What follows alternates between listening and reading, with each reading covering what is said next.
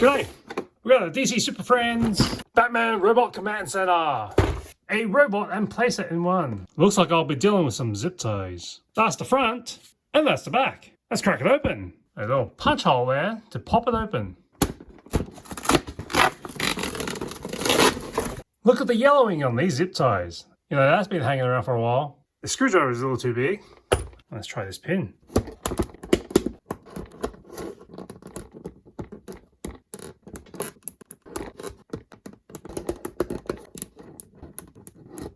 If it's worth it to you, that's going to be a few minutes worth of your life gone trying to work out how to get the zip tie off if you don't have a sturdy enough pin or flat head screwdriver. If you can find one, you probably get a screwdriver this small if you want to salvage these zip ties.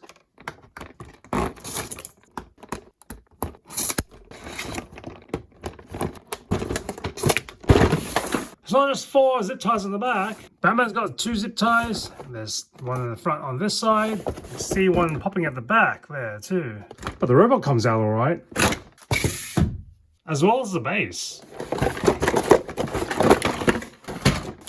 Plastic straps for the Batwing. Batwing's sturdy enough to be ripped off the backing board. We got Robin on the blister. But we still have these zip ties. We've never done with the zip ties. In this case, I don't have enough leverage to be able to pin it out because I have to cut this open. So I'm resorting to the trusty rusty clips very close to his cape, just under his armpit. Freedom. So this playset has, there's base, there's robot, there's Batwing, there's launcher, there's Spike, which I guess is a bat tire iron, Robin, and Batman. The lair, the Batcave, whatever it is, houses the robot. The Batwing is part of that robot. A little peg there. Back of the base. This launcher sticks up here, or whatever this metal spike is. Feeds right into that. We're installed. But first, let's send it back. See that Robin and Batman have both got chunky hands and chunky feet. With footprints like this, they're going to turn around everything. Bruce Wayne has changed into his Batman togs, and he's ready for a night in the town. Let's get on this lift. Your feet planted in there. Oh, it'll be easier. Especially away from us. Alfred's on PTO, so it's time for Robin to help Batman go to mecha mode. Robin's on the pod here, which doesn't do anything right now, because this lift moves itself.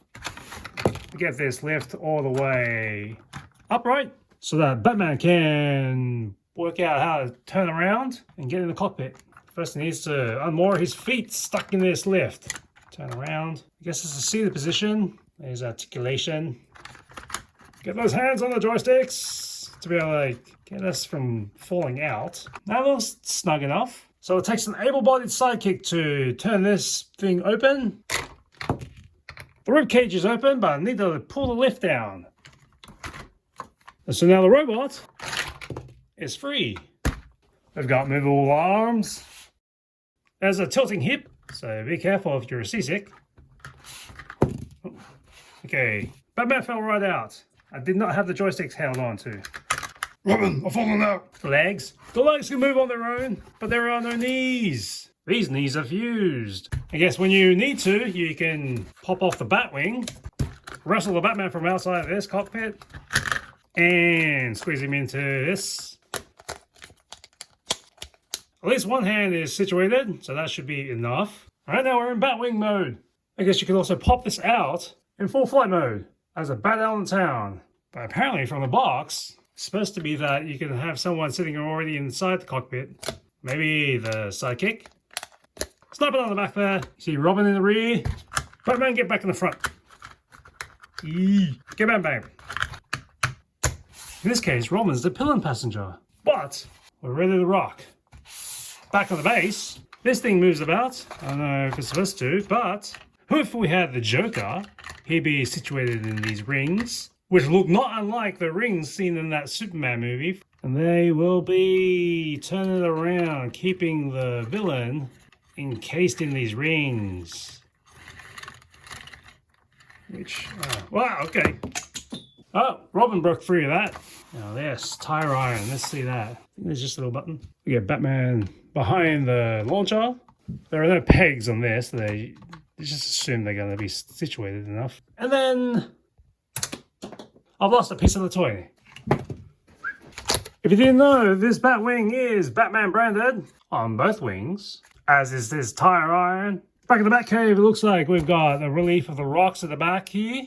Bat symbol at the front, just so you know who this is for. Stats in the readout to make sure the pilot, aka Batman, is all well and good, commanding this mecha robot. You got steps on the side, so you can keep this robot tooled, well oiled, and maintained. On the back, don't worry about the back, forget that. I guess this ribcage is here to help power up while you're in stasis mode, or you're in between jaunts.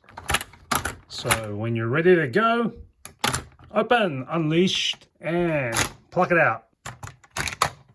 Batman and Robin are these solid plastics, but I got fabric capes. I think Bats here has already got a stain.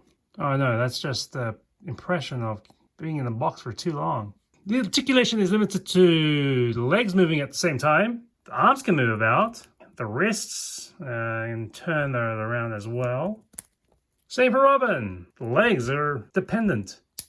Oh, that sounded like a crack. And arms with a bit of a range of motion. Heads are barely moving. Typical. Batman's neck is braced in. Size-wise, Batman and Robin are about 7.5 centimeters or 3.5 inches tall. This Batcave slash base is 30.5 centimeters long or 12 inches by 33 centimeters or 13 inches tall and 14 centimeters or 5.5 inches deep. The robot is about 27 centimeters or 10.5 inches tall with a wingspan of about 20.5 centimeters or 8 inches wide. And for the reach, it's 20 centimeters or 8 inches long. And here's the rubbish.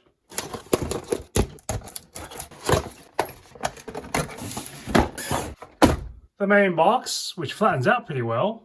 Some side cardboard, a blister, these 6 zip ties, and then 2 small zip ties. These straps are still on the cardboard, so I wouldn't count them, but you would if you're needing to take them off before recycling. And I think this red thing counts as trash because it's not supposed to be part of the playset.